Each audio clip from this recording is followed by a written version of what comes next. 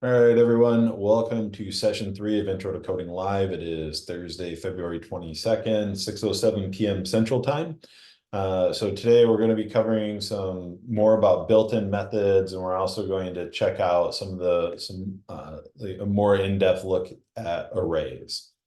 All right, so built-in methods, we already kind of talked about what these are on the surface. So method is basically a function that is bound to any given data type, right? So a string, a number, an array, an object, those are all different data types. Methods tend to always perform actions on or using the value being stored in that data type.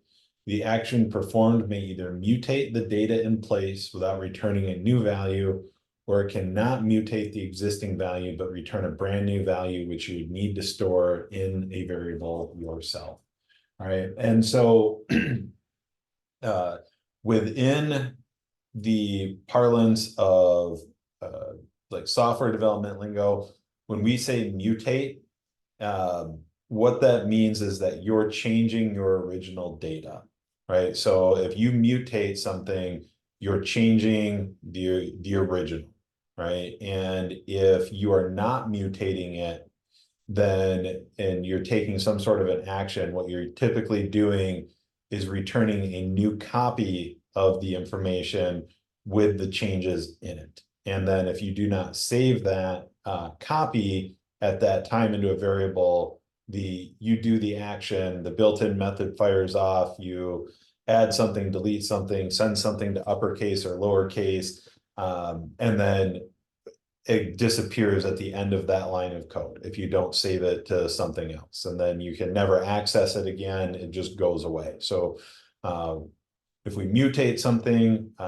we can then see what we did by referencing the original variable. If we don't mutate it, then we need a new variable to save it. And we'll look at some different built-in methods, and the methods themselves, when we look at the descriptions, they'll tell you if you're mutating the data in place or if you're making a copy. All right, so we've got some string methods, right? So concat adds two strings together to make one string, aka concatenate. Includes checks if a string contains another string inside of it. Trim chops off any white space characters at the beginning or end of a string. So let's go ahead and take a look at some of these real quick. Excuse me.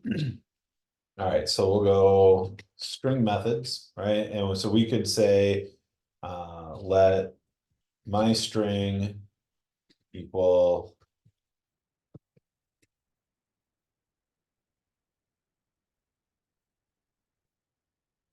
okay. And so if we wanted to do something like this and say, let my name, right? And we could say Charles, and let's see here,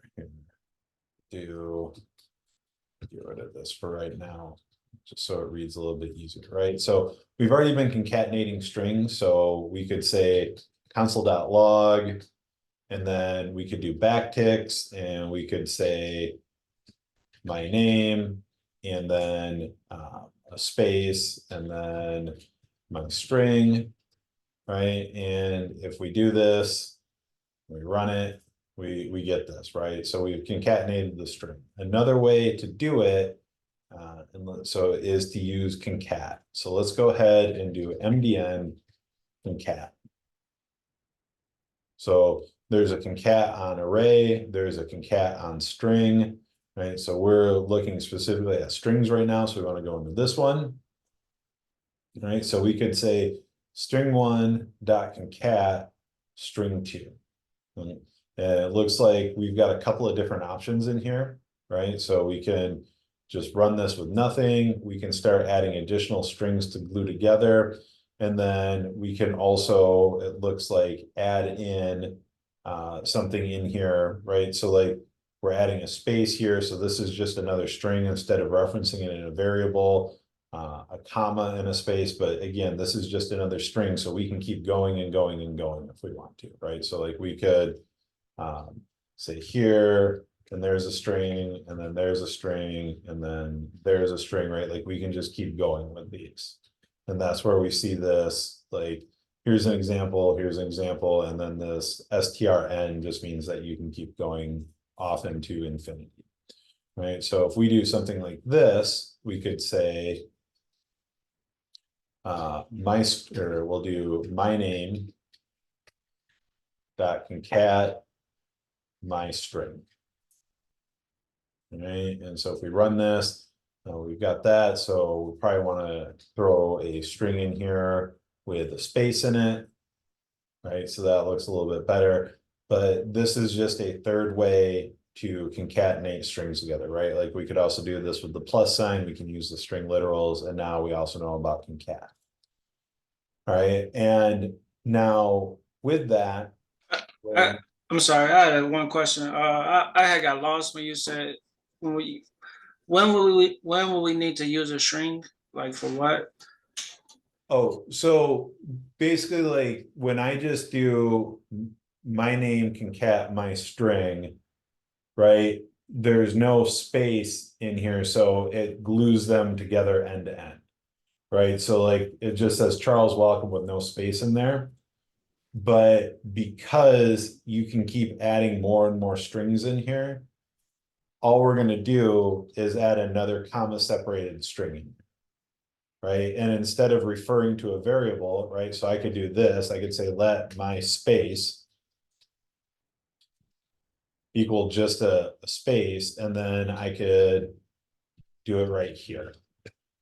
Right, and so this will also get me what I need. And now I've taken three separate strings and glued them together. And I could keep going and going and going with this if I want to. Okay. Does that clear it up? Yes. Okay, cool. So now with that, I have taken my name and I have basically concatenated, I've glued 2 additional strings to the end of it. But if I console.log my name, nothing's changed, right? I should just get my name, and I do. So if I need to refer back to this whole thing as a string, instead of console.logging it, I can say let my sentence equal all of this, right? And now I can access my sentence. And now I've got the whole thing, right? And I can use it over and over and over again. But when I do this, so if I do this and I do not save it to a variable, once this line of code is run, so if I just did something like this, right, like this will still concatenate those 3 strings together. I'm not sending it to a console, so you won't see anything. But as soon as line 6 is over and we get to line 7, line 6 wasn't saved and it disappears forever. All right. So if we're not mutating something in place, right, like which we're not mutating any of these strings in place, we're just making a copy of the action that we're doing, I need to save that copy and save it as a variable, right? And so now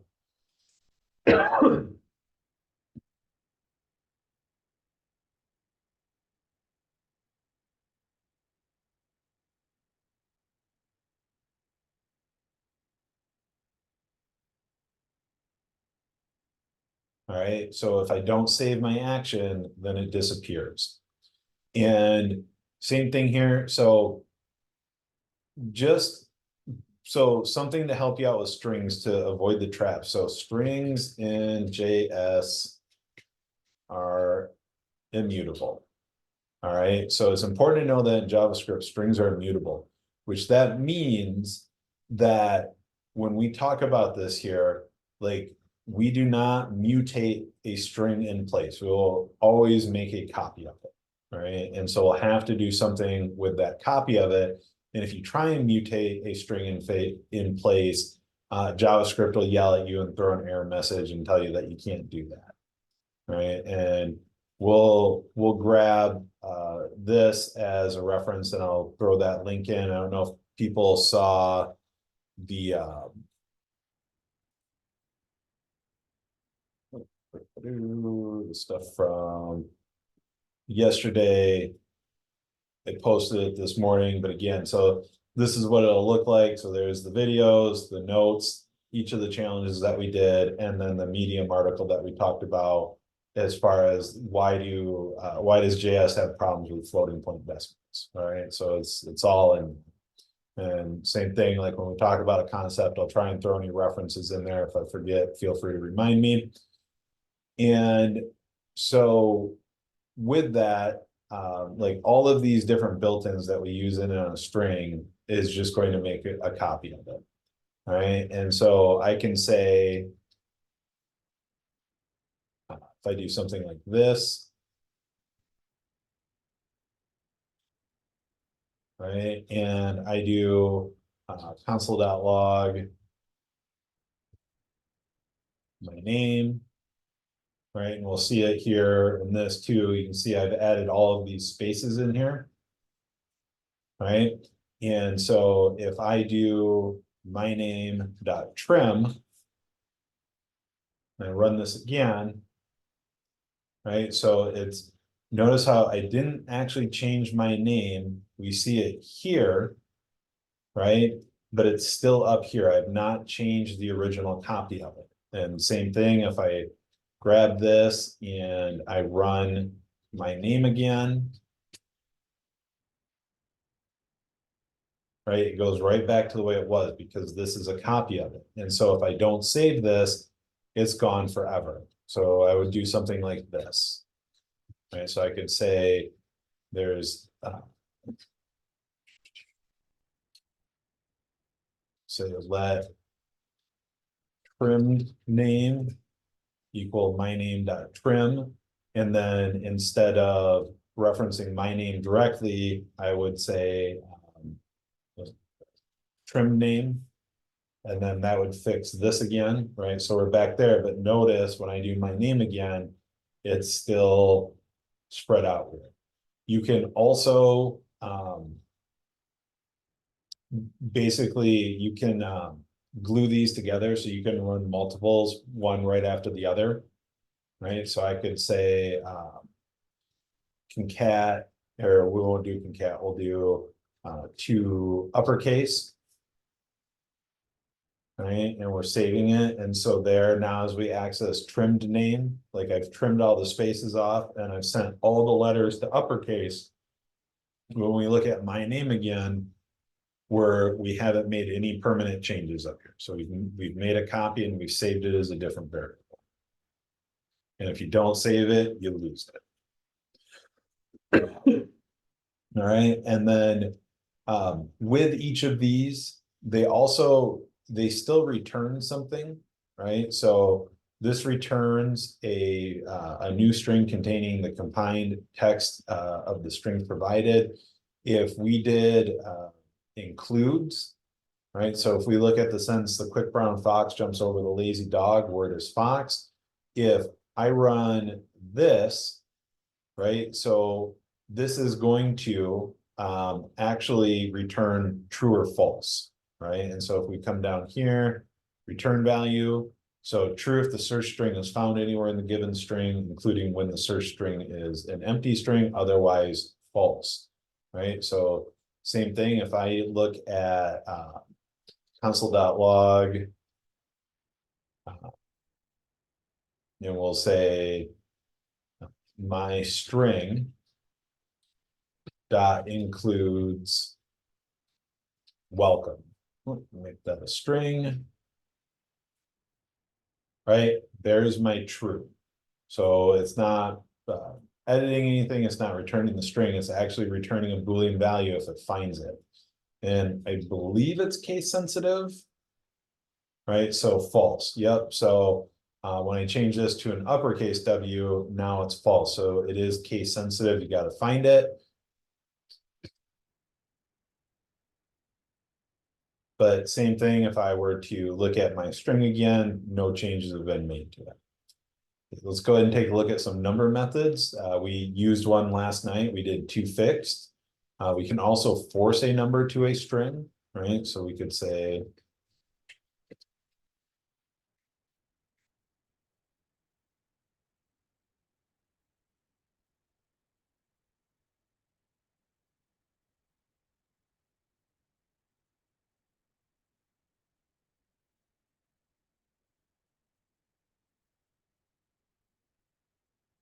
right? We see 105 as white down here. That means it's coming out as a string. It's not a number. And same thing, like when we scroll up here, this is string. This is all the stuff for string. If I type number up here, right? So now I'm inside number. This is all about the number data type in JavaScript. We can get down here into the methods. Is finite, is an integer, right? And so we could take a look at this and say, is this number an integer, right? And my guess is it should return true or false, right? So the Boolean value true if given value is an integer, otherwise it's false. And so I could say console.log my number is, oops, what was it again here? Is integer. Oh, sorry. So this one, and this is the difference between like where I talked about the other day with prototype. So if it has the prototype in there, we're going to run it against something, right? So, and actually, I'm sorry, strike that. That is not correct. I was thinking of something else, but basically, when we look at a built-in, and this is what I should have said, is we need to pay attention to how we run it, right? So is integer isn't actually ran against the number. So like when we were doing our strings, right, we did the name of our variable dot trim dot to uppercase. We're actually running this directly against the number type, right? So number, and then is integer, and then we're going to give it the number to check, right? And you'll see this, especially with object and when we're working with number, right? So we get the true there, and if I change this to 105.5, I would expect that this would go to false, and it does. And notice that these true and false values are coming back as gold, right? So that's telling us that we're dealing with Boolean values and not strings of those words. And let's see, what else do we have in a number, right? So we already used to fixed, to string, and we Hey know. Charles, Yes, sir. what does prototype mean again there in that example you just went over? For the purposes of what we're using, it doesn't mean anything. Okay. So we're basically yeah, it throws people off, but basically like I can't explain it off the top of my head very well. I memorized it at one point, and I can look it up again, and I'll explain it after the break. But basically, you just need to look at each of these and determine if this is something that you're going to run in like against the type, right? So like this is, we're doing a built-in method against number, or if you're doing it against your variable, right? Okay. And that's the important concept there. Sounds good. Thank you. Yep. All right, and so we're going to cover arrays and built-in methods on arrays tonight, and then next week we're going to cover built-in methods on objects. I believe it's session 4, or is it session 5? I believe it's going to be session 4. Yeah. So next Monday, we'll get into some built-in methods on objects. We're going to knock out this part, and then we'll take a break. And then when we come back from the break, we'll get into challenges. All right. And so let's go ahead, and I'm going to grab these. Actually, I won't grab this. What up? Yeah. Raven, you got your hand up? Yeah, quick question for the console.log number, the built-in method for is integer. Is it could you do console.log my number dot is integer, or do you have to put number in the front first? you have to put number in the front first.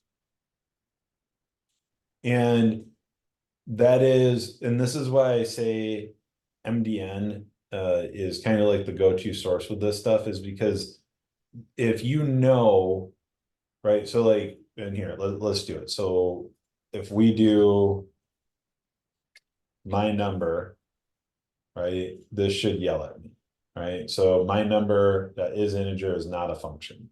So it is looking for this directly on the number type. And we're not there. We're against a variable, which is a number. Gotcha. Okay, thank you. And so if you know that you're checking if something's an integer and you know about this and you type it in and you get an error and you're not sure, and because again, with numbers is one thing, but like once we get into objects, there is so with like the built-in methods over here, a lot of these are ran directly against object. And so they have so like object dot is extensible,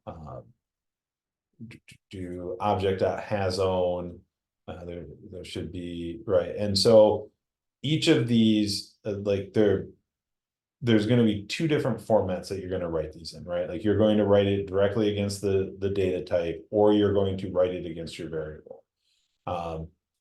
If you try it one way and it doesn't work, you can always just try it the other way. But if you're not sure before you get going, you go to MDN and they're always going to give you an example of how you write it up.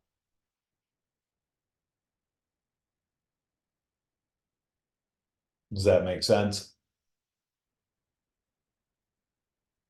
Yeah, thank you. No problem. Let's see here. All right, so with arrays, let's just go down this list here real quick, and then I'll show you examples of all of these.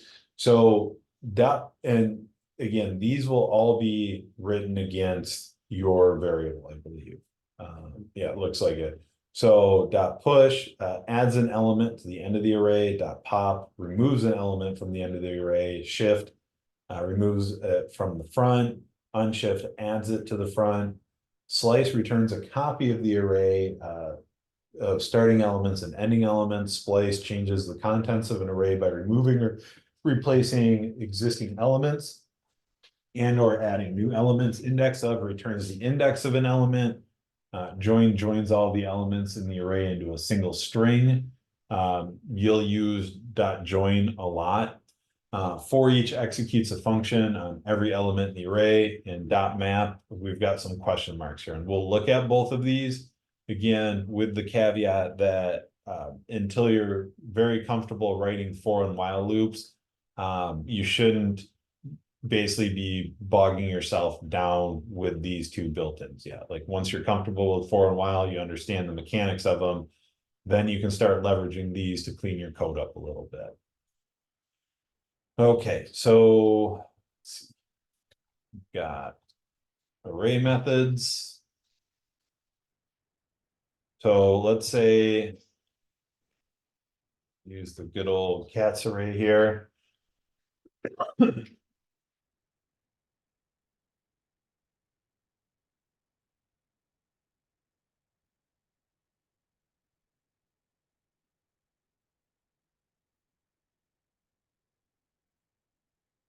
All right, so first is dot push.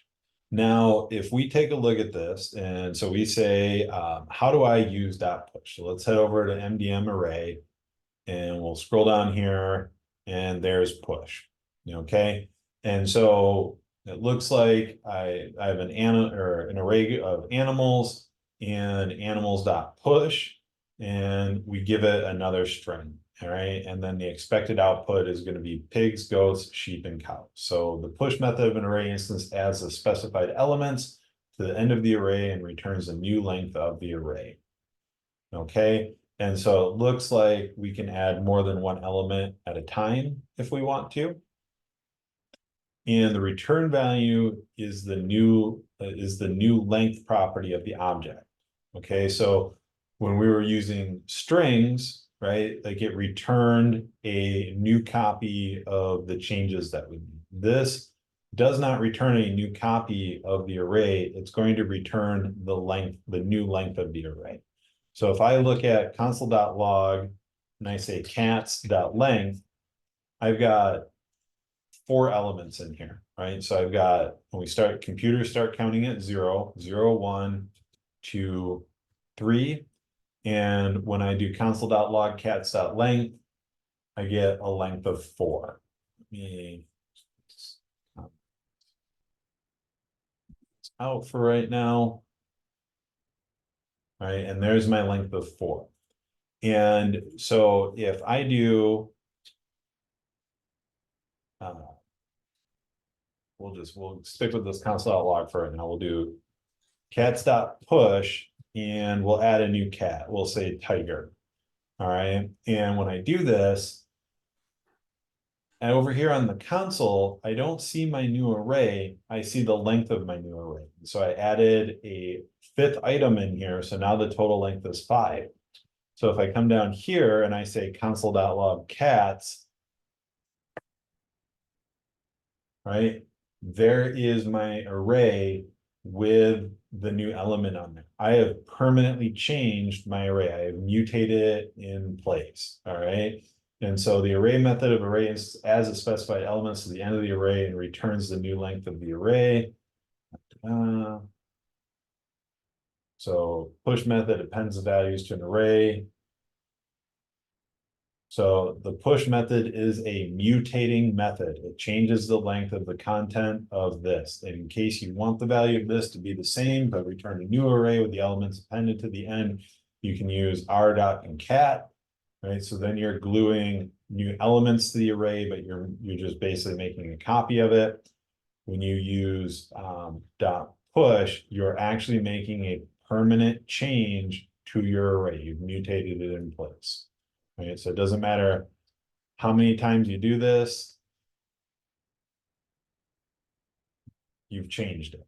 Okay, and so every time you reference it underneath this push, it's always going to be changed. If I move one of these up here, this is going to scan the code top to bottom, left to right. We're going to load this array into memory. We're going to send that array to the console. Then we're going to add a new element to our array, and then we're going to send it to the console again, right? So that first time, right? So it's the top to bottom order of operations. So that push makes a permanent change there. And next, we've got pop. So pop removes an element from the end of the array. And so if I do Real quick, Charles, can I jump in real quick? Yeah, absolutely. Just had a quick question. So with the whole mutating versus copying, if you were to do the same thing, but instead of dot push, do like the dot concat, and you did a console.log below that, it would not reflect that same output. Correct. So if we look at something, so if we look at concat, right? And so remember, we know that we have a concat on array, right? So let's look here. So we've got array 1 ABC, we've got array 2 DEF. And so we do array 1 concat array 2, then we've got ABCDEF. Right, so we've got value 1, value 2, all the way up to value n. So we can keep going and going and going. So let's take a look at this. So if I say, let me comment that out. Comment these out for right now too. So if I say console.log cats.concat, and I'm just going to start with a string. Let's go with lion. All right, and when we run this, so there is my extra element in there. And now I could probably do Puma, right? And so it's taking a sec. So there we go. It also looks like I could put these in as another array if I wanted to.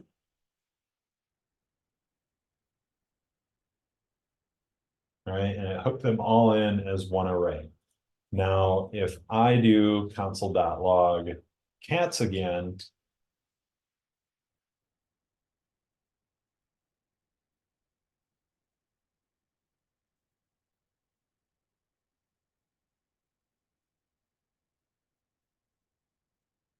right? So there's my with my concat, and then there's me referencing back to cats again, and you don't see that there. So if I wanted to keep referencing this, I would have to save this to a variable, right? So this does not mutate it in place, it just makes a copy of it. And I will warn you,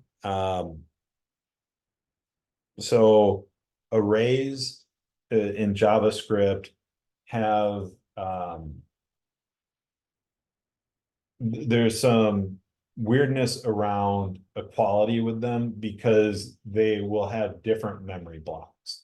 And so when you start getting into making copies of arrays and then making changes to the original, like things can get kind of weird. And so if I do something like this, so if I say let array 1 equal 1, 2, and I say let R2 equal 1, 2, and I say console.log R1 is equal to R2, I should get false here.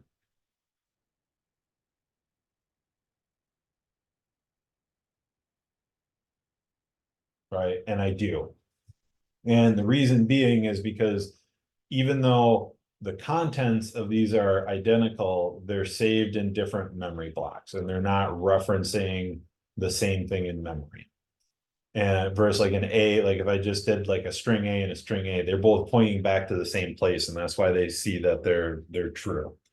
And so for testing purposes, where we write our kind of like our basic tests, where we were looking at them yesterday. So let's see here, which one do we know had it? So I believe total change due did, right? And so when we look at this, where we're just saying, hey, this resolves to a number, and is it strictly equal to this? This is not like if this returns an array and we put an array here, this would never show true. And that's why this is kind of just like a lightweight way of these aren't really tests, right? Like they're just console.log statements that are evaluating either true or false. Kind of like the example that I keep drawing back to when I show some of the other code. Let me just pull this up here real quick.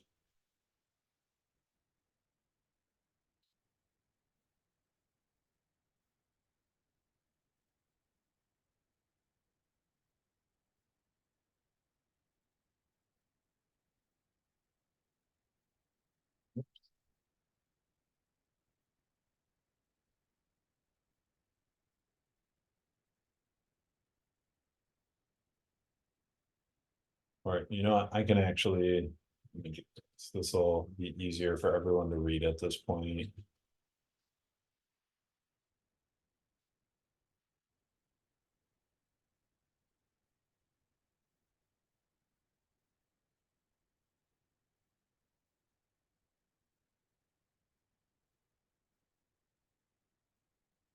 Okay, so yeah, I've got a bunch of test files written in here. And so when you are actually writing tests, when you're, and like you'll get into this in Code Platoon or any other coding camp that you go to. Let's see here. So I've got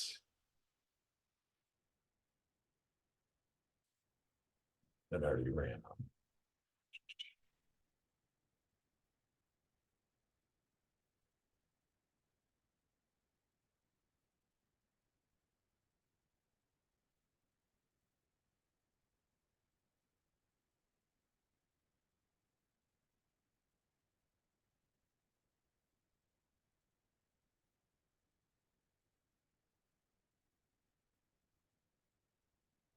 Right, so this is this was a good challenge too. So this is my JavaScript code to solve an algorithm on Code Wars.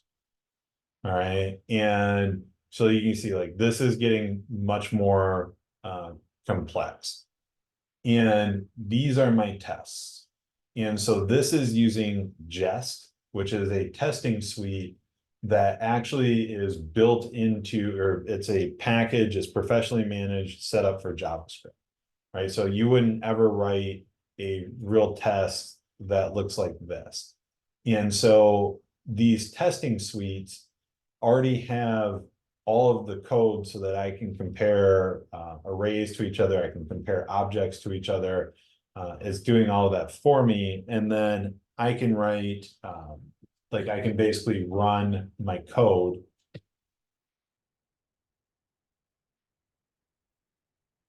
How about test?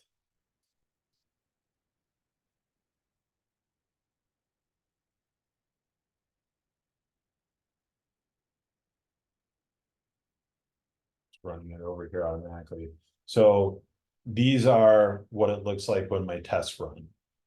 Right, so it's basically going through, it's telling me if I pass, if I fail, right, like I was expecting it to be this, but I got this is where it failed inside the test.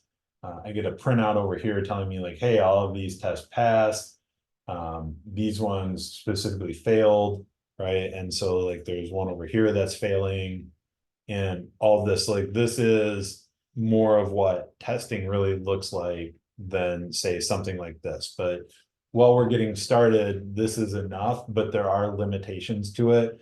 So I get like the long roundabout way with it is that you cannot compare a quality with two arrays just by using this. You'd actually have to write a function that checks the lengths of the arrays against each other and then goes element by element through each of the arrays and compares that the element in each index position are equal to each other. And then if all of that came back, then you could have it return true.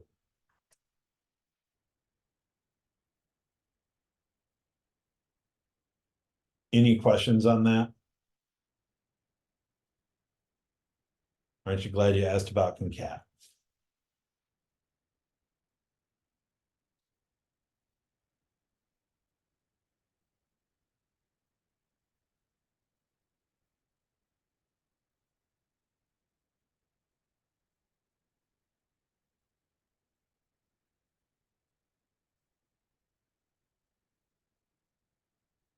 Okay, and so same thing, like if I do this now and we turn this back on, right? So we get that, these changes don't stick. So there's my array again. And now the changes stick.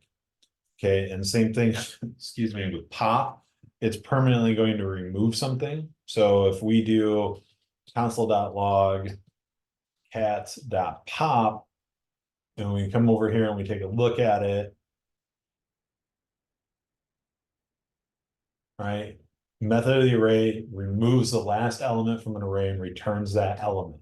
Okay, so when I run this, when I console.log cats.pop, what I'm going to expect to see as my return value is tiger. Right, and there's my last element of the array.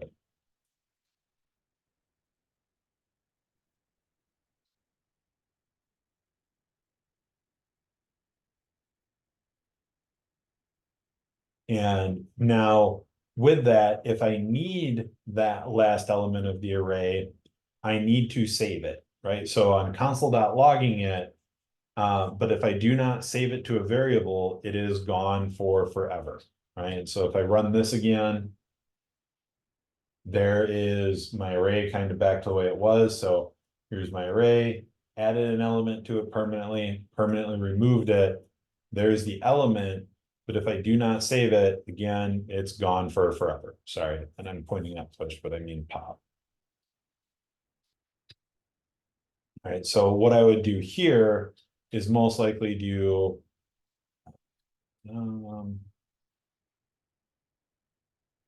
We'll say let tiger equal cats.pop, and then I could console.log tiger, and now I have it permanently saved and I can access it over and over again.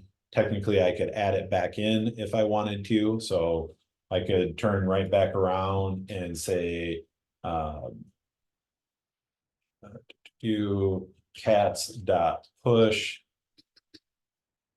Right here, I won't do it here. We'll do, I'll add it to the front, right? So, because the next thing is shift and unshift. So shift will remove an element from the array. So I'll do unshift first, just so I can add it back in here. So I can say unshift, and we'll do cats.unshift, and we'll reference our variable from up above. And then when we console.log cats again, there's tiger now in the first element, right? And I didn't even console.log this, because if we look at it, right? So unshift method, split the beginning array and returns the new length of the array. So it's just going to return 5 again because we've added it back in. Now, same thing again here. If I do dot shift and I say cats dot shift, I don't need to give it anything, and then I console.log cats. Right, so now I'm right back to the beginning again. I don't see anything over here because I didn't console.log it. So we'll call this tiger again. And if I console.log tiger again, right, there's my element again that I've popped off and I've saved it to a variable again. And you can keep doing these over and over again, right? So I can do cats.shift a second time, and we're going to pull off Todd. So we'll just call this let Todd equal cats.shift. And when we do this again, right? So now I'm down to just Mo, Nugget, and Nino. And if I console.log Todd, right? So there's my value again. So that's the string that I popped out of, or I shifted out of the front. So any questions on these 5 right here? So how we add and subtract something from an array. These are pretty much, but you will use these quite a bit. Probably pop and push more than you'll use shift and unshift, but they all get used.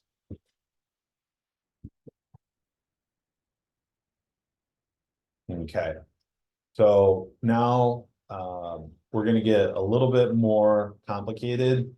And so we've got slice and splice. And these are easy to get confused because they're spelled so similar. I'm not even going to try. They're spelled very closely alike. I sound like Porky Pig over here. We'll do slice first. Slice is the simpler of the two. So returns a copy of an array of the starting elements and ending elements. So for slice, I am going to come up here. And I'm actually going to grab all of these and we'll pull these over.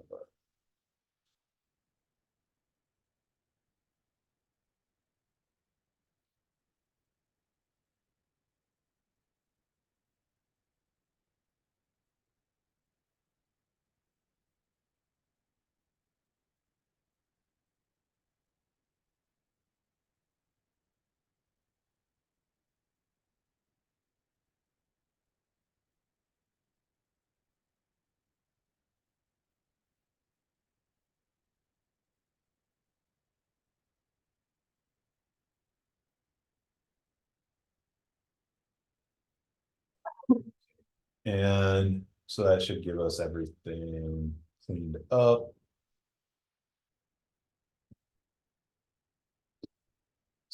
these here real quick and we'll go through each of these.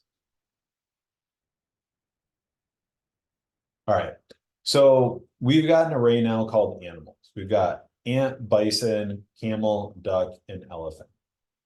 All right, so when we look at slice, the slice method of an array instance returns a shallow copy of a portion of an array into a new array object selected from start to end not included, where start and end represent the index of the items in that array. The original array will not be modified, so we're not mutating in place. Every time we do this different slice, we're going to see some different info, but animals itself is never modified. Right, and so we've got 3 different ways to use this, right? We don't have to give it any parameters. We can give it just the starting value, or we can give it a starting and end value. All right, so parameter zero-based index at which to start extraction, converted to an integer. Negative index counts back from the end of the array. So if negative array.length is less than or equal to start less than 0, start plus array length is used. Okay, so that's just telling us that, and I'll show you what this looks like, but we can basically go give it positive and negative numbers. Okay, and so right here, right from the very beginning, we're doing just a slice with a 2. And if we only put one value in it, we know that that's a starting value. All right, and so I get camel, duck, and elephant. We start counting at 0, right? So we always start counting at 0. So 0, 1, 2, 3, 4. So the length is 5, but the elements are 0, 1, 2, 3, and 4. So slice 2, start at 2. Ignore 0, ignore 1, start at 2. I don't have an endpoint, so keep going.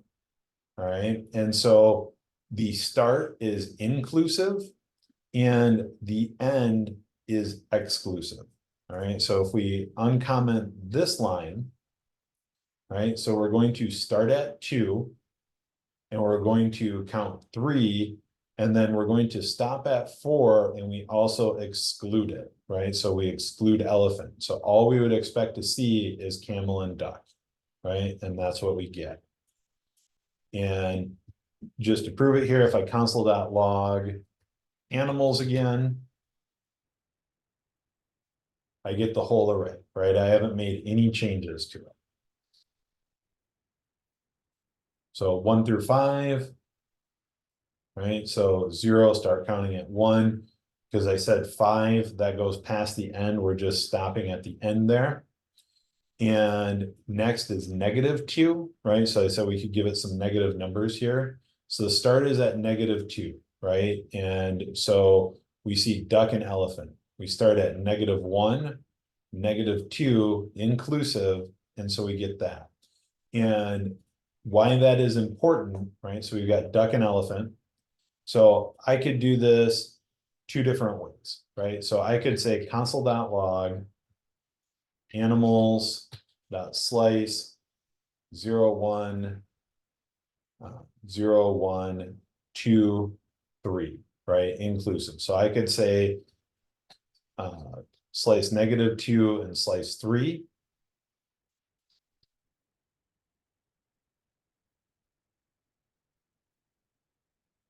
Right? And these look identical. But what happens when I do this?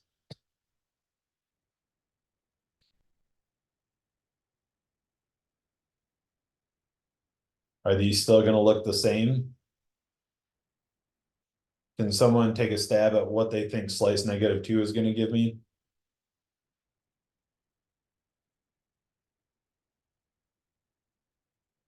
You'll get elephant, zebra, I think. Okay, and then what will slice 3 give me?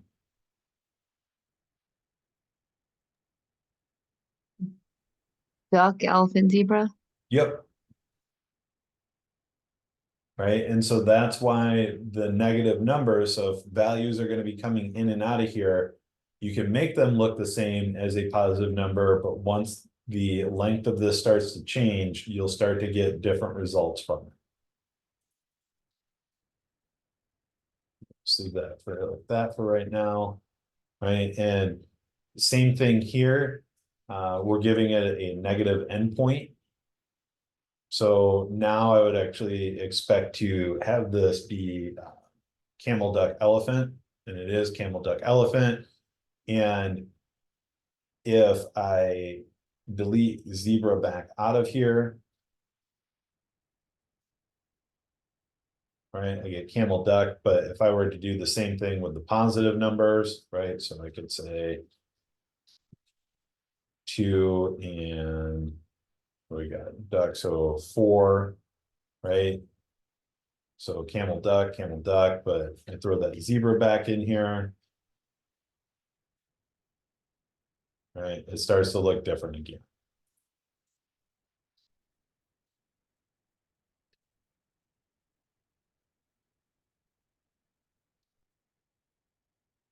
All right, and then when you just do an empty console.log slice, you just get the whole thing. Right, you get front to back. So slice is pretty straightforward. You're just taking a slice of an array, giving it the start and ending positions, and you're making a shallow copy of it. If you want to, and it doesn't get saved, we don't modify that starting one. All right, so let's go ahead and take a look at splice now. And this one's a little bit more complicated because it does a couple more things. All right, so the splice method of array instances changes the contents of an array by removing or replacing existing elements and or adding new elements in place. To create a new array with a segment removed and or replaced without mutating the original array, used toSpliced. Okay, so we're actually just using splice. So to access part of an array without modifying it, see slice. And we are going to be modifying in place with splice. Okay, so let's go ahead and grab this.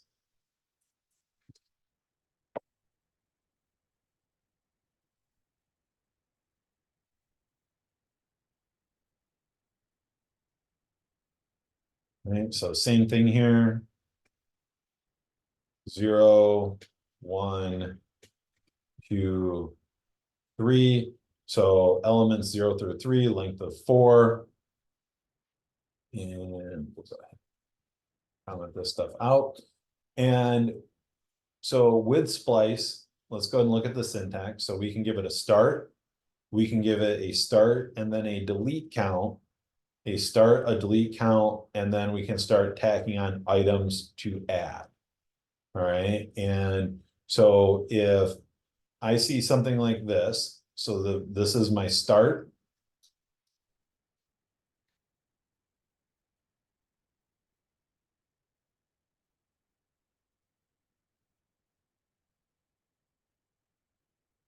Right, so that's what this actually looks like. And so we're going to start at 1, and then we're not going to delete anything. We're going to delete 0 elements, and then we're going to insert a value, which is string fed, right? So we've got 0, 1, don't delete anything, insert, right? So when I run this, right, Jan, Feb, March, April, June. So now we've thrown that in there. Notice how I'm not console.logging splice, I'm console.logging months. I have made that permanent change. I've mutated the array. All right, so what does this return?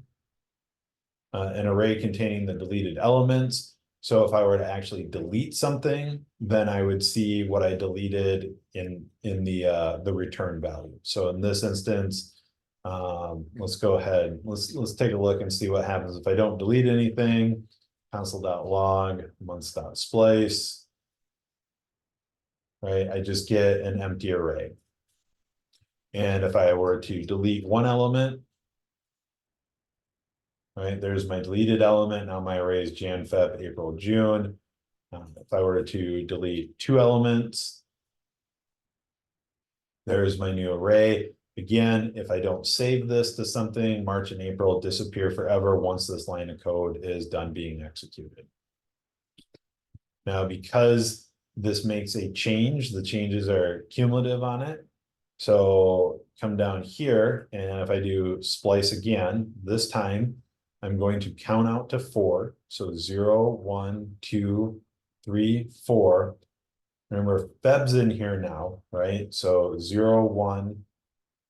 Sorry, let me do this so that it's the freshest one down here at the bottom, right? So 0, 1, 2, 3, 4, right? Delete 1. So I'm going to delete June, and then I'm going to insert the element May.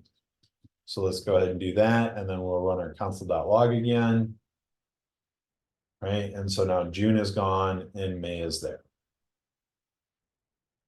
And excuse me, so we can insert multiple elements, we can delete multiple elements, we can run it multiple times, and we're going to be making a change to it each time that we do it. Any questions on splice?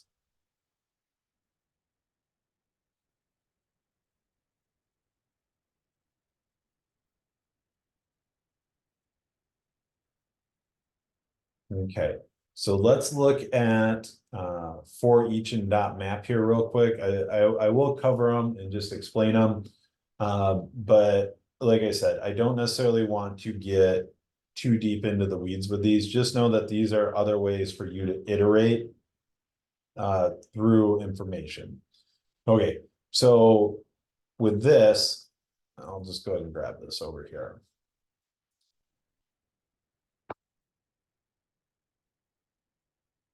Let me get rid of these console.logs here real quick. All right.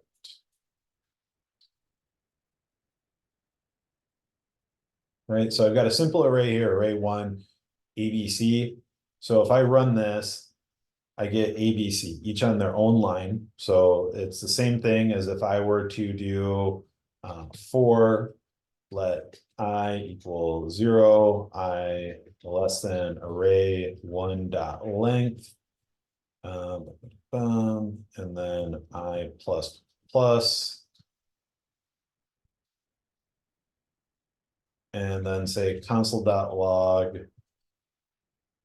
array 1 box I, right? And so first time through, that's array 1 box 0,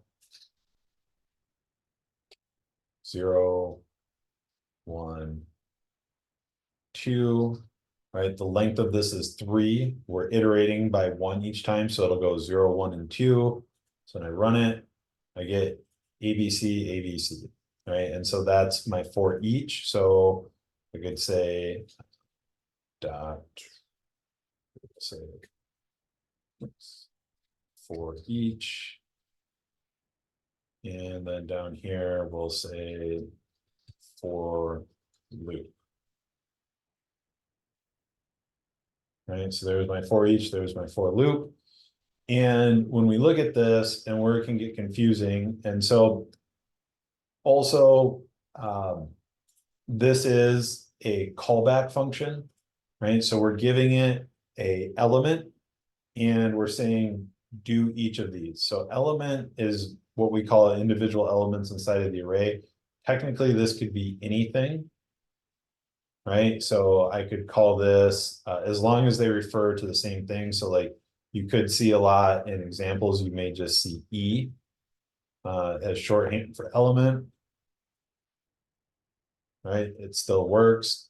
I could say turkey sub, and as long as this says turkey sub over here, it still works, right? So this is, and this looks just like this, right? So let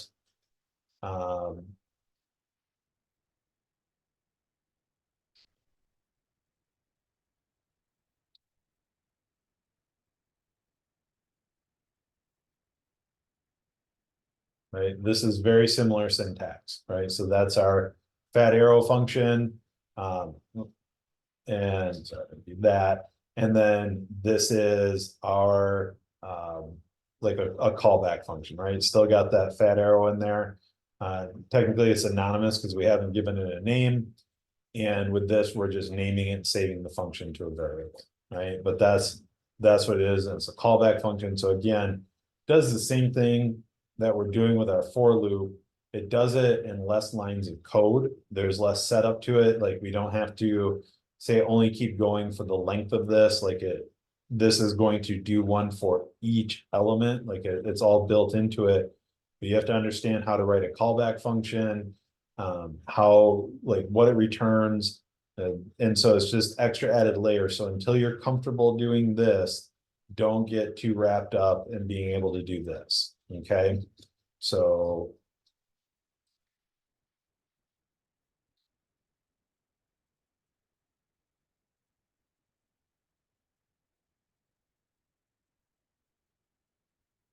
and with that, like if I take this and I wrap this in a console.log, right, it just returns undefined because it doesn't return anything. Okay, so it should say return value none, undefined.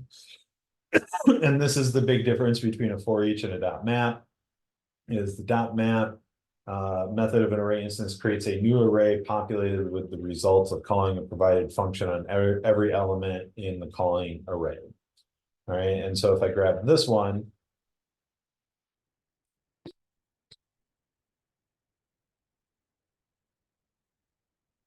this, and I'm going to pull that out of the console.log, and we'll say this.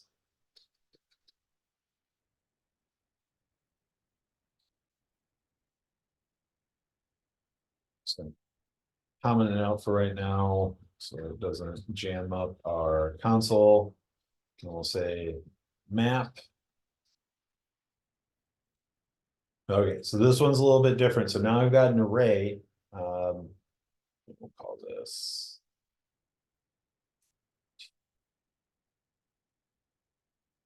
This array two, so we don't throw errors when you uncomment it. And so notice that when we've got two variables named the same thing, my IDE is trying to help me out. So this cannot redeclare block scoped variable array one, right? Because it's already been assigned, it's been saved into memory, and you can't have another one with that same name because the computer doesn't know how to tell which one you're actually meaning to refer.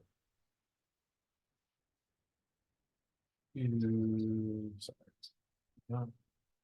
And so now with here, so again, another callback method, right? So this could be element, and this could be element, and this doesn't throw an error, right? Even though they're both element, even though this is turkey sub up here, let me change this back to element.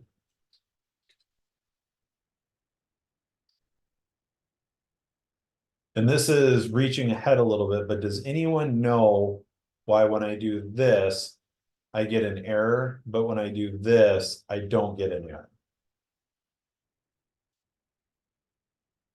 Does anyone know the term for that?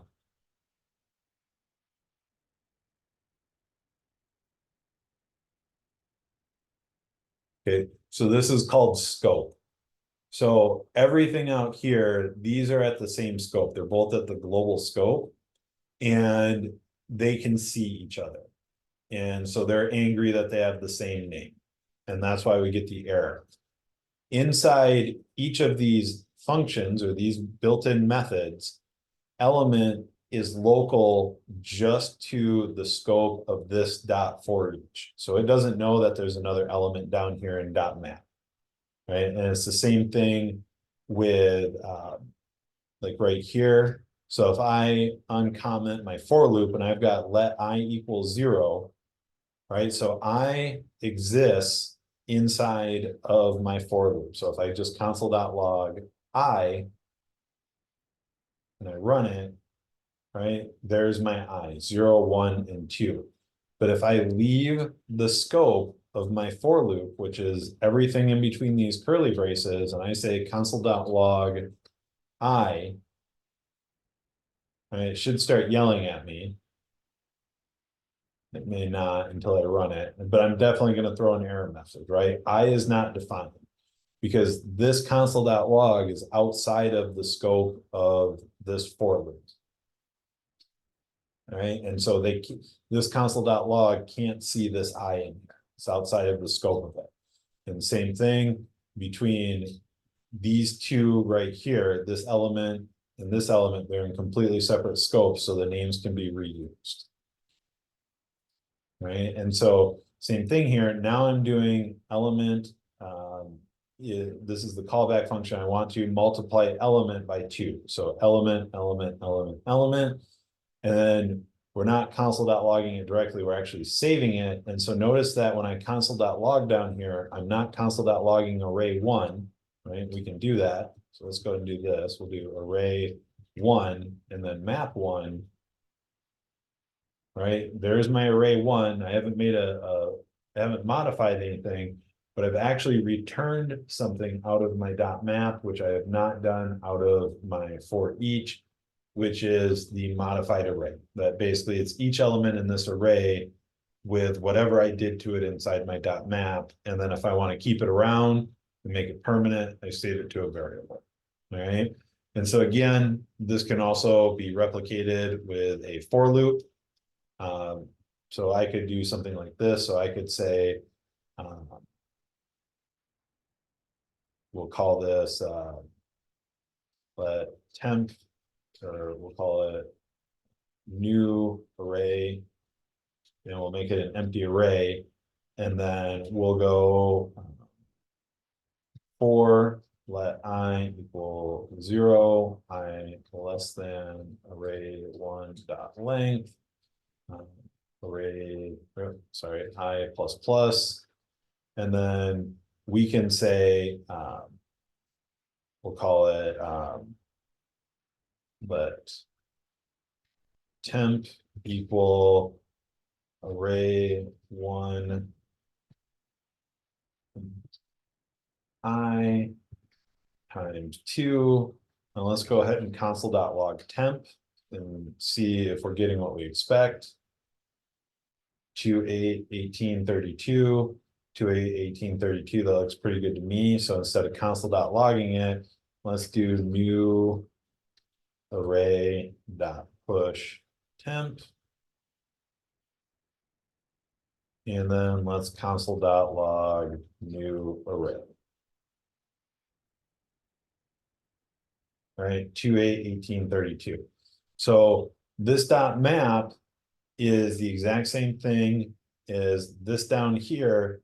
You're just doing it on less lines of code, but again, you've abstracted the mechanics away and you have to know how to successfully use a callback function. All right, so I'm not telling you not to do it. I'm just telling you don't do it until you get comfortable writing these. And then once you understand how these work, then you start using these because these are cleaner. They use less lines of code, but get used to using these first, please. All right. So that is it for the session. So it is 7:15. Let's go ahead and take a 10-minute break. We'll see everyone back in here at 7:25 p.m. Central Time, and we'll start getting into challenges. And if you've got any questions in the meantime, throw them in the chat, or we'll answer them as soon as we come back from the break before we get going on the challenges. All right, everyone, 7:26 p.m. Central Time. Welcome back from the break. Let's go ahead and dive into some challenges here. So we left off with convert to hours Monday, or I'm sorry, yesterday on Wednesday. So mortgage payment, that one, if you want to do it on your own, you can, but it's basically a repeat of the ones that we've already done here with convert to hours and total change due. So let's go ahead and kind of build on what we've already learned, which is going to be the convert to hours and minutes. So we'll go ahead and click on that. I will drop this in the chat. So that is in the Zoom chat. And we're going to fork and run, and then we're going to fork the replet. And we have our own copy of this. So I will help go through the prep on this, and then I'm going to break us out into teams again of 3 to 4. and probably give everyone about 25 minutes or so to work on it. And then same rules as yesterday, make sure someone's sharing their screen. If the team finishes before the allotted time, just shoot me a Slack message. And that way, if everyone's done, we can get back to moving to the next thing in class. Now, with this, I'm also going to write a couple extra tests to make this one a little bit harder. All right, and so let's go ahead and go through what we've got here. So we've got one param, which is a number of minutes. Okay, and we need to return a string, right? So we're not just returning the number or a floating point decimal this time, we're actually returning a string. Excuse me. So we have to figure out how do we get our hour, we need to convert for our hours, our minutes, and then put them into a string and return it as a string. Okay, so return a string that includes number of whole hours and remaining minutes. All right, we'll say see below for the example. And let's go ahead and write a couple of additional examples here that's going to make this a little bit tougher. All right, so if I do something like this and I say 105 minutes, this should say 1 hour, not 1 hours, and 45 minutes. Okay, and same thing here. So if I do this and I put this at 121, this should say 2 hours and 1 minute.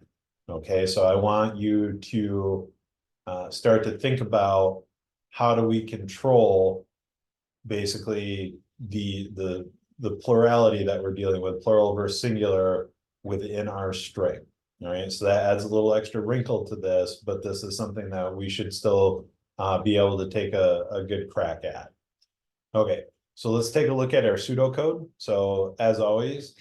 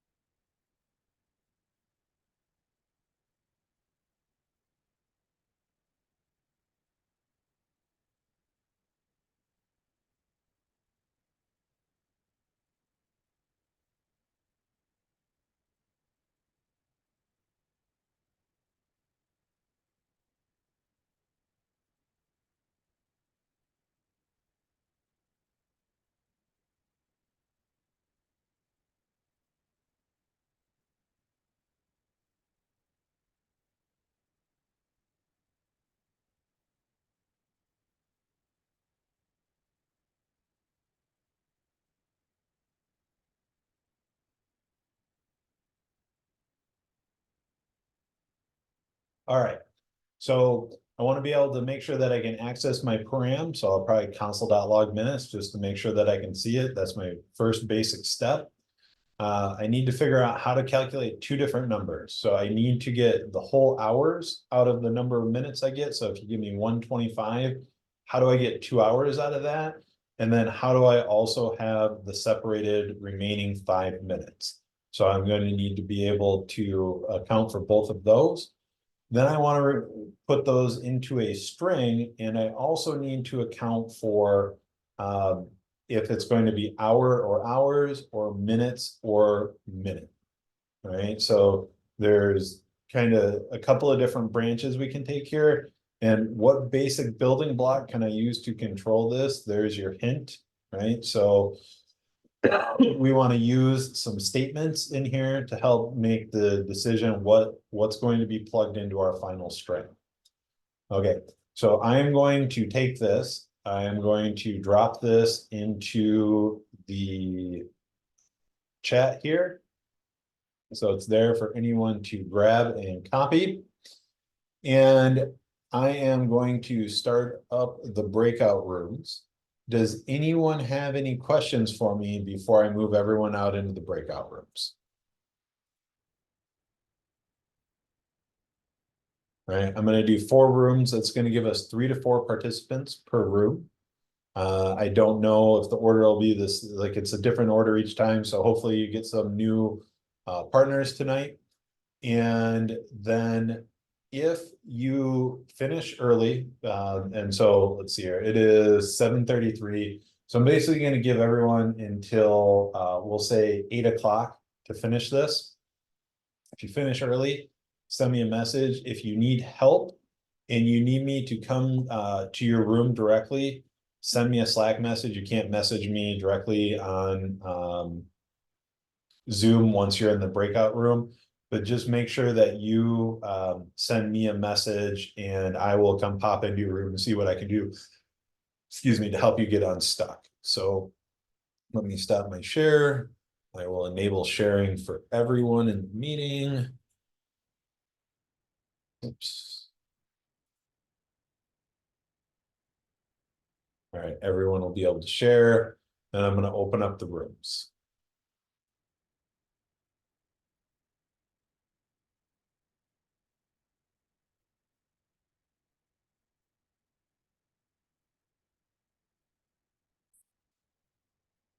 All right, everyone, welcome back from the Convert to Hours and Minutes Challenge. We're going to go over the solution as a group now. Let me clear this out. All right, looking good. So we'll go ahead and stop this, run it. This anymore. And there we go. So there's our false statement. So we've got 2 hours and 5 minutes, 2 hours and 55 minutes, 1 hour and 45 minutes, 2 hours and 1 minute. And we'll even add a couple more here. So let's go ahead and do 61, and then that would be 1 hour and 1 minute. All right, so these are kind of hitting all of our different test cases here. And one more to be specific. 0 minutes. All right, so we're going to go right through our pseudocode. So I want to make sure that I can access my param. So let's start there. So console.log minutes. Oops. Let's go ahead and run it. So there are all my minutes. So that's looking good. I'm also going, well, actually, we'll just leave that for now. All right.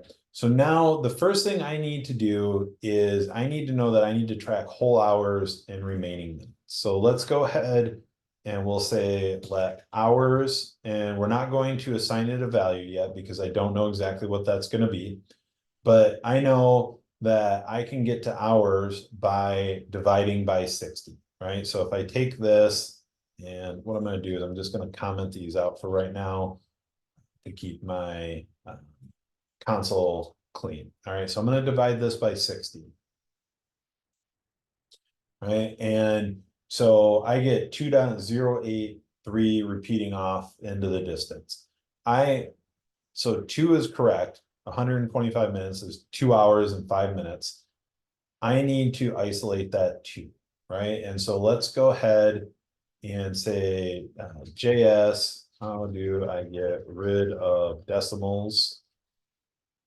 And I definitely spelled that wrong. So using the math, so math.trunc. So that's one way to do it. So math.trunc, right? So 13.37 turns into 13. 42.84 turns straight into 42. There's another way we could do it. We could also do floor, right? So math.floor is a static method that always rounds down and returns the largest integer, right? So either one of those would work. We'll go with floor for this. So let's go ahead and we'll take these and wrap them, and we'll say, oops, sorry. So I was about to do it as a dot floor. I need to do this as math dot floor, right? And as we type that out, we get the, kind of like the, I've got the AI turned off, but I still get some auto suggestion to the built-in methods. If I hold my mouse over this, returns the greatest integer less than or equal to its numeric argument. So let's go ahead and run this. 2, so that looks good to me. So I can take this right here, cut this out of here, and that is my hours. All right, so let's go ahead and console.log hours. 2 hours, that's looking pretty good to me. So now I need to figure out how do I get my remaining minutes? Because I've got 2 hours, so that accounts for 120 of my minutes. I've still got 5 minutes floating up there. Now, there's a couple of different ways to do this, right? So we know that we've got hours as a whole number. So we could multiply this again by 60, right? And we could say minutes, because remember, we didn't actually modify minutes. We just divided it by 60 and assigned it to a variable. We didn't change the number of minutes that are coming in, right? And we could subtract hours times 60 from that. Right, and there's my 5. So that's good. This is one way to do it. I believe another way that we could do it is we could use the modulus or the remainder, right? So that shift 5. So I believe if I do this, 60 is going to go in there twice with 5 remaining. Right, so that would be another way to do it. And so that's a little bit less typing. So I like that. So let's call this remaining minutes equals this. And I'm gonna chop this right out of my console.log. And I'm gonna put it up here. So let's go ahead and console.log remaining minutes. And I'm also gonna save and format here, make this look a little nicer. There goes my formatter. Formatting failed with message undefined. I maybe broke the formatter in this because I was screwing around with it while you guys were in the thing. So let me just fix this. That. All right. And so now I know that console.log remaining minutes, those are my 5 minutes. So I'm looking pretty good here, right? If I throw this back in, hours, comma, remaining minutes. Let's uncomment these here real quick.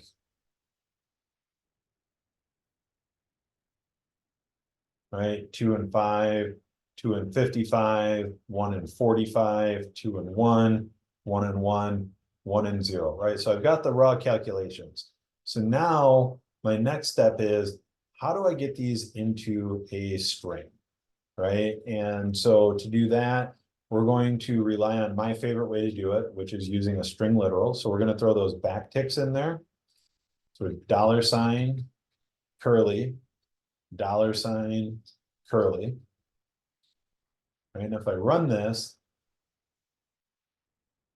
I got basically looks the same, 2 and 5, 2 and 55, so on. But notice we went from gold, where we were just spitting out the raw numbers, to now I'm inside a string. So these are white over here. Like my console is telling me I'm dealing with a string now. So now I could do 2 hours and minutes. All right, so all of these are still false because I'm console.logging. I'm not returning anything here. So let me just pop this out of the console.log here real quick. Return. All right, so I got true, true, and some falses. So I got these ones, so my multiples are doing good. Did anyone get to the part where they were starting to control for if this was going to be plural or not when they were working on this in their groups?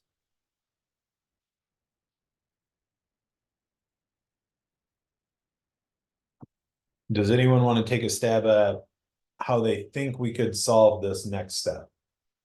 I believe it's a if or a loop statement somehow. You got it right the first time. It's an if statement. A Right? So not a loop, but an if. So let's take a look at this. So let's say, we'll say,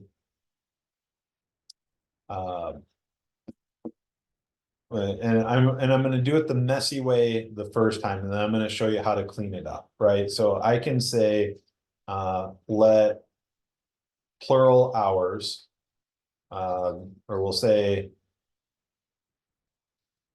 well, it's a dumb name. I don't know what the better name would be, right? And then so I can say if hours is triple equal to 1, plural hours is equal to a empty string. All right, and then else, so if it's anything other than 1, plural hours is equal to s. All right, now same thing down here, I've got a variable. So instead of actually hard coding hours in here, right? And I've seen some groups tackle it where they put the whole string in the if statement, right? So that would be even harder. So we could say, we'll just comment this out here real quick. So we could say if hours is equal to 1, we say hour, and if it's equal to 2 or anything other than that, then we say hours, and then we have to put another if statement inside here to deal with minutes for each of those. And that again would be a working solution, but we would want to target that and try and clean that up. Right, and so the next step that I would do in cleaning that up is I can now get rid of just the hard-coded hours here, and I can say this, plural hours, right? And so whenever we run this function and hours is 1, right? So hours is 1, that's just going to be an empty string, right? And so nothing happens there. Anytime it's not equal to 1, it's going to be an S, and we're going to be tacking an S on into our string literal at the end of hours. So when I do this, I would hope that I would now see this one turn to true, and these other ones are still going to fail because I haven't dealt with minutes yet. Well, technically this one will probably pass as well. Well, I get false for everything. What did I do?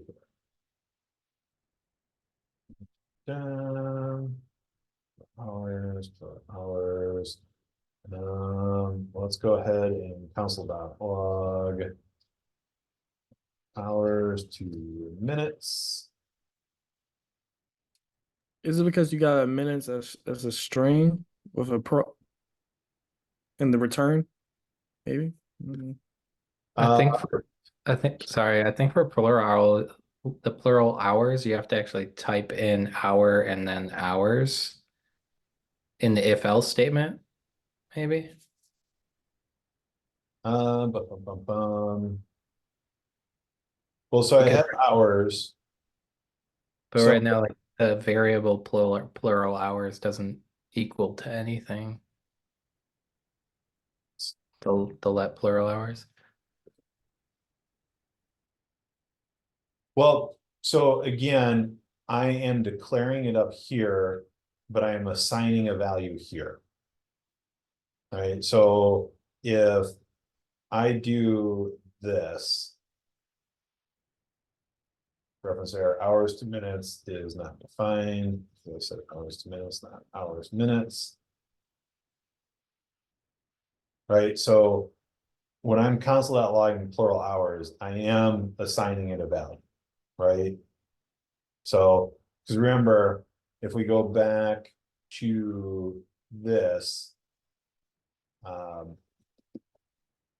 all the way back to day 1, session 1, variables, right? So remember, this is declaring the variable, this is assigning it, and this is shorthand, right? So that's let x equal 1 is the same as let x and then x equals 1, right? So that is just shorthand. So declaration, assignment, declaration, assignment. So, and I am assigning it. So why are we blowing up here?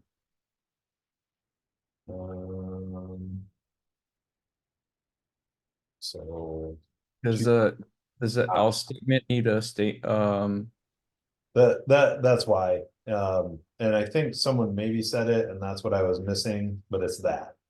It needs to be in the string, sorry, because basically I was getting 2S, and it should be 2 hours. There we go, mystery solved. So whoever shouted that out, if that's what you meant and I didn't pick up on that, you're awesome, thank you for saving. All right, so let's take that console.log back out. Let's run this. Right, so now we've got true, true, true, false, false, true, right? So we're handling all of these. We're just not handling these ones with minutes. Now, I could do the exact same thing for minutes and do another if statement for it. Right, now, to me, this is better than doing whole repeats of the entire line, but this is still messy. Has anyone heard of a ternary statement yet? Or ternary operator? Okay, that is a shorthand if else statement, and this is how you write it. So we can assign it directly to plural hours, and we can say hours triple equals 1 question mark, and this is the true value, and then this is the false value. All right, and so this becomes, this right here is a ternary, and this does the exact same thing as this if else statement down here. Right, so this looks way better than this. So let's go ahead and delete this.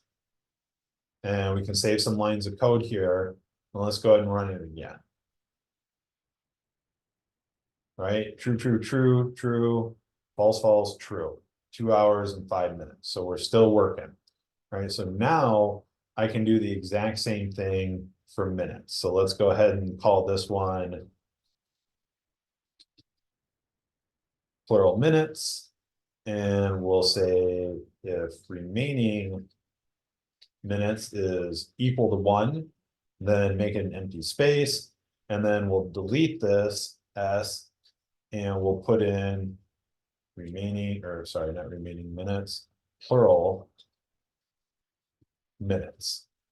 All right, and so now when I run this, there's my true across the board. Right, and so if I change this to 121 minutes, there's my 2 hours and 1 minute. Right, and so this is controlling dynamically instead of hard coding the values. This is controlling it dynamically depending on what hours and remaining minutes resolve to. Right, and then we throw them into our ternary operators, which are just condensed if else statements. So if this is true, this value, else this value, right? So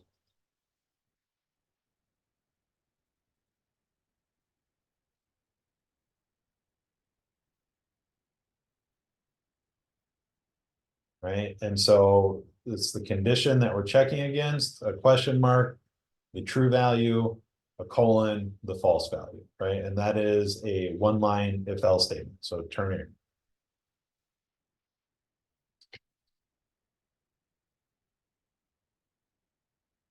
Right, and so, right, get fee is member, if is member is true, right, $2 fee.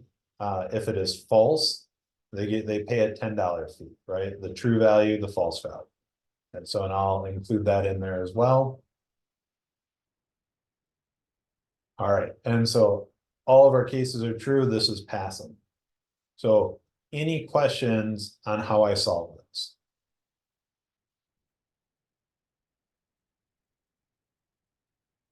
I'm not gonna lie, I'm a little lost still, but I'm gonna just have to rewatch the videos. Okay, so which is fine. I mean, you can also, I mean, if there's something specific that throws you off, I mean, feel free to ask it now. And I'm happy to go over it again or try and go at it from a different angle.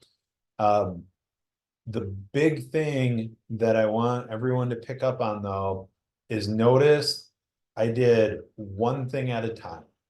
right? I took my big problems and I broke them down into little problems. Right? I think I say that somewhere in here. Break down the problem into smaller problems, right? I don't know how to get all of this, but I do know this is how I can get my whole hours. This is how I can get my remaining minutes. This is how I can control if hours is plural or not. This is how I can control if minutes is plural or not. This is how I added into a string literal, right? So I solved 5 different problems to get my one solution.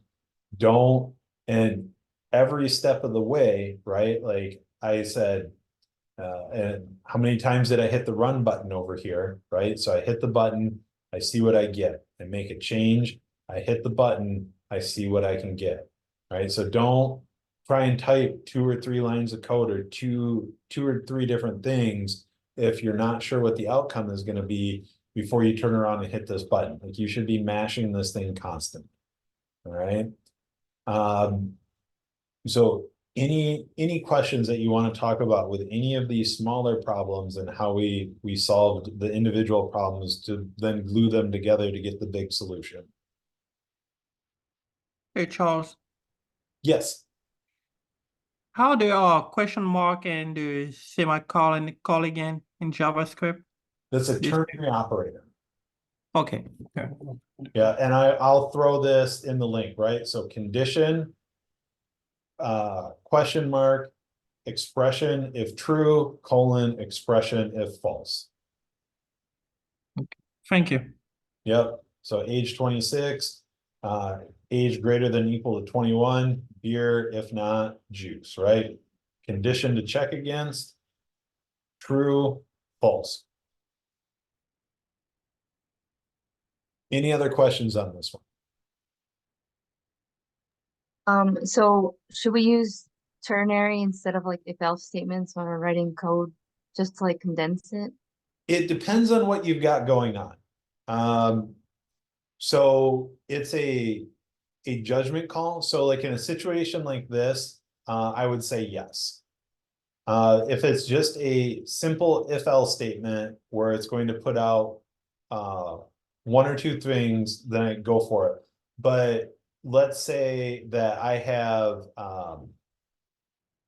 like if well, let's just say that if things were true, I had 10 lines of code to run.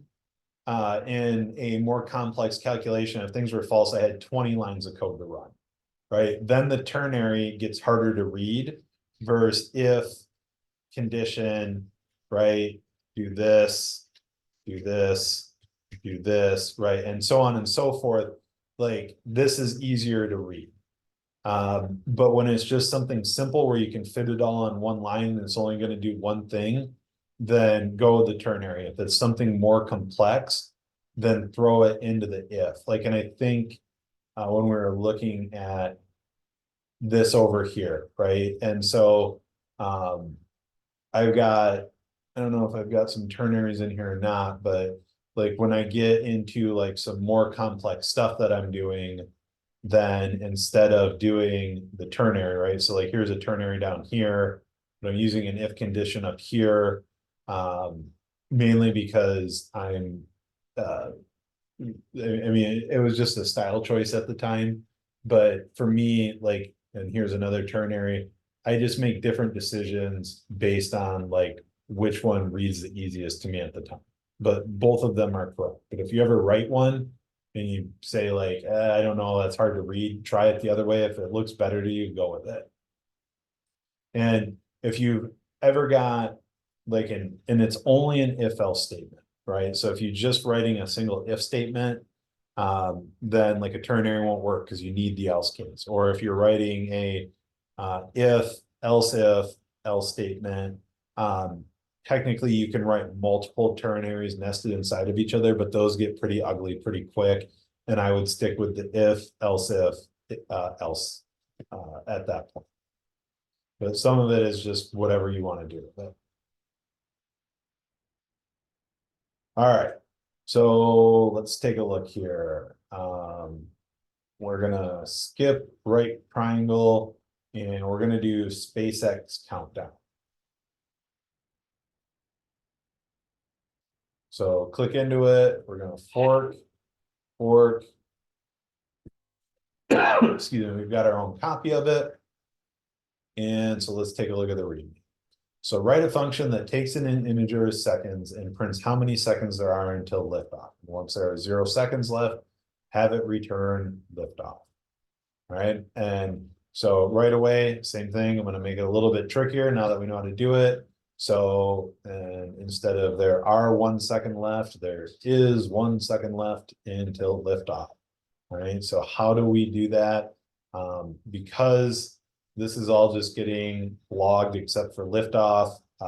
There isn't a great way to test this, so don't worry about it. But I do want to see you control for that again, right? So I'm getting a parameter, which is a number that represents the countdown, right? And my return is, my actual return is just a string liftoff, right? But before I hit my return, I need to console.log a bunch of stuff. All right, example, we'll say see below. Let me go over here to the README. Grab this. Plop that down here, and I'm going to do this as a multi-line comment. Right, so when you do /* asterisk and then asterisk / everything in between it becomes a comment. And I will this, and let's do, whoops, here, console.log countdown, we'll say 10, and that looks good, and then we'll write our code in there. So our pseudocode, so it's ram is what I want.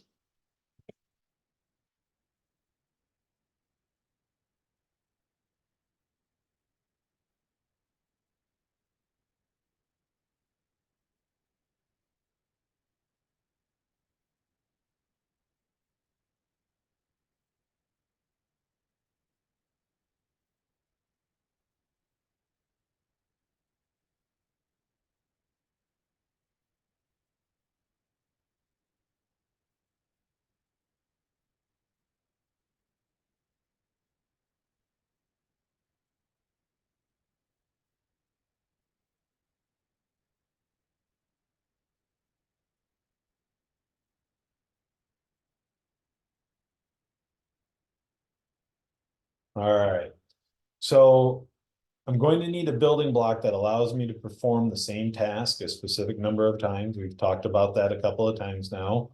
It resembles the shape I'm drawing with my mouse. All right. Each time I perform that task, I'm going to need to move towards an endpoint, or I will continue into infinity, right? I will write an infinite version of one of those building blocks. And within that, I will need that task to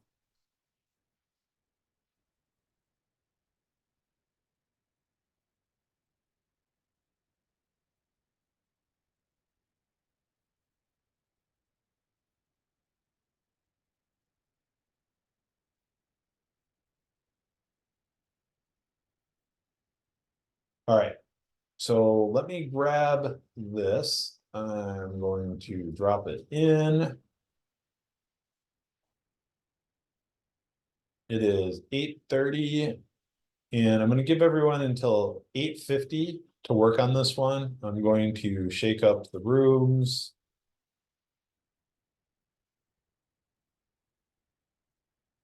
And I'm going to open them up. Are there any questions for me before I send everyone out into the rooms?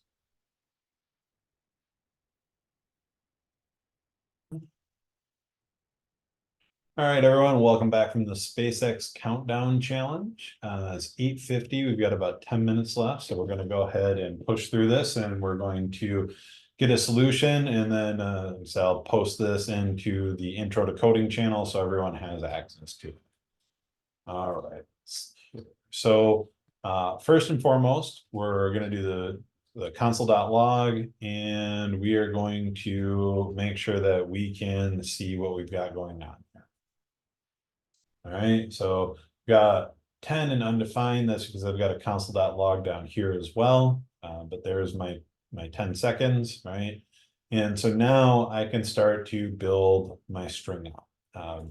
Well, first off, I know that I need to return liftoff. So let's just go ahead and do that now. We'll say return liftoff. All right, so there's 10 and then there's liftoff. So we need to basically count down from our number 10 all the way down to 0. So we're going to need a loop. So let's go ahead and say for let I equal seconds, right? Because we're going to start at the top and we're going to count down. We're not counting up, right? So, and then while I is greater than 0, and then I minus minus, oops. And let's go ahead and console.log I. Get rid of this. 10 all the way down to 1. So let's go do less than or equal to, or I'm sorry, greater than or equal to, and there's 10 all the way down to 0. All right, and so now I need to get my string. So I'm going to grab my string. I'm just going to copy and paste it down here, or copy it down here, and we'll paste it up here, and we'll take it out of the double quotes, and we're going to put it into a backtick. And the reason we need to do that is because right now 5 is hard coded. So if I do this, right, I'm just going to get this 10 times. And so we'll get rid of that hard coded value, and we're going to throw I in here. All right, there are 10 seconds left, all the way down to 0 seconds. Now, there are a couple of different ways that we could handle this. So we could throw this into an if statement. And so like, again, the whole thing, so we could say if seconds triple equals 1.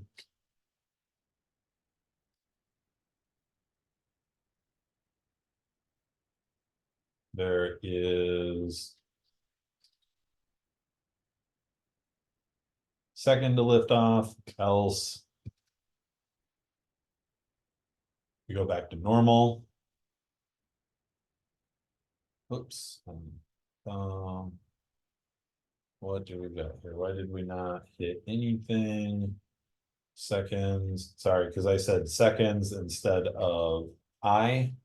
And so seconds never changes, so it just stays 10 over and over again. Still not getting it. So I'm inside my for loop. If I triple equals 1, we console.log, else we console.log here, and then we return liftoff. Y am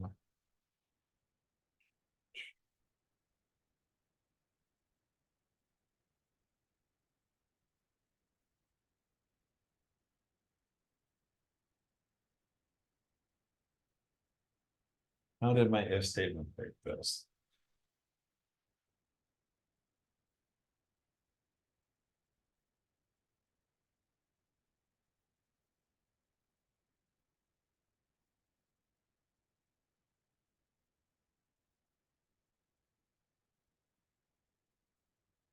Now I'm really worried.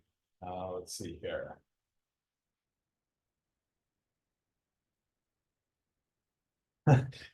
Where did my countdown go? So Is it supposed to be less than or equal to 0? And then because right now you're yeah, I flipped it, didn't I? No, well, hold on, because as long as it's greater than or equal to 0, we want to keep going. right? Because we were here.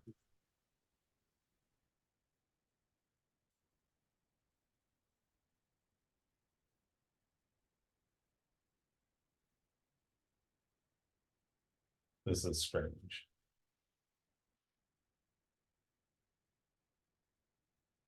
Well, so console.log seconds. So I'm not seeing anything. I'm also seeing something there. Signal terminated. Let me hit the refresh button real quick.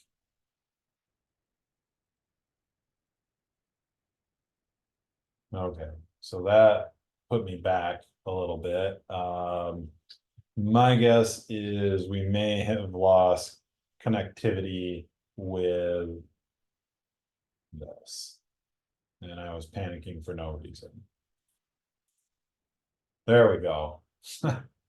So that was just Replit. Something went wrong with Replit and it was giving me a hard time. So there are seconds in, or I'm sorry, so this one is 1 second and there are multiple seconds left until liftoff. Right, and because I'm only controlling for one thing here, I'm okay with doing this inside an if statement. There's different ways that we could do it, except I do see that I'm still getting, because it's not seconds, it's I. There we go. There is 1 second, right? So now I've controlled for everything. And sorry, that turned into a mess, partially because something was going on with REPL and I was getting the error message over there. But so this would be the working solution for it. And we could get more like if we wanted to take the if statement out of here, the only thing I would maybe do to clean this up is create a ternary. So we'll say let second equal sorry, let I is, I'll just call this I is 1. And if that's true, what I do is actually create an array and say is and an empty string, and then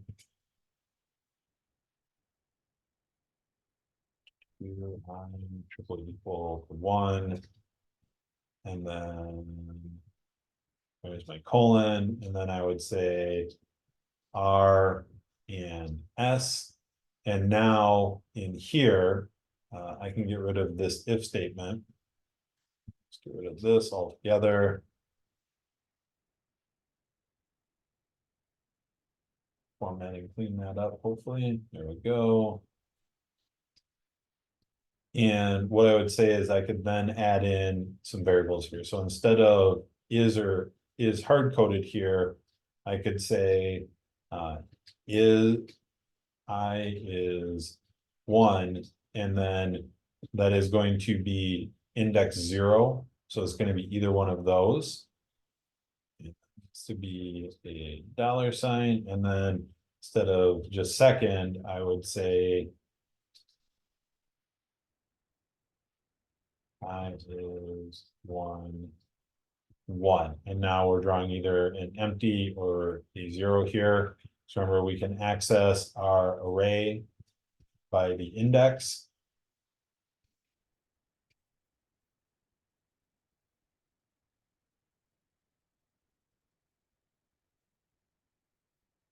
Right, so there is 1 second left, there are 0 seconds left, right? And so there's our control there. All right, so we could do it this way if we wanted to keep it as just one console statement instead of the big if statement. All right, so that is it for this solution. I will get everything posted up tonight or tomorrow. It is exactly 9 p.m. so you're free to go. If you've got questions, feel free to ask now, and I'm happy to answer them. I'll keep recording here for a minute, but if no one else has any questions about the solution, then I'll stop the recording and we can go to the informal part of class if anyone's got any other questions for me. So does anyone have any questions specifically about SpaceX Countdown that they want on the record?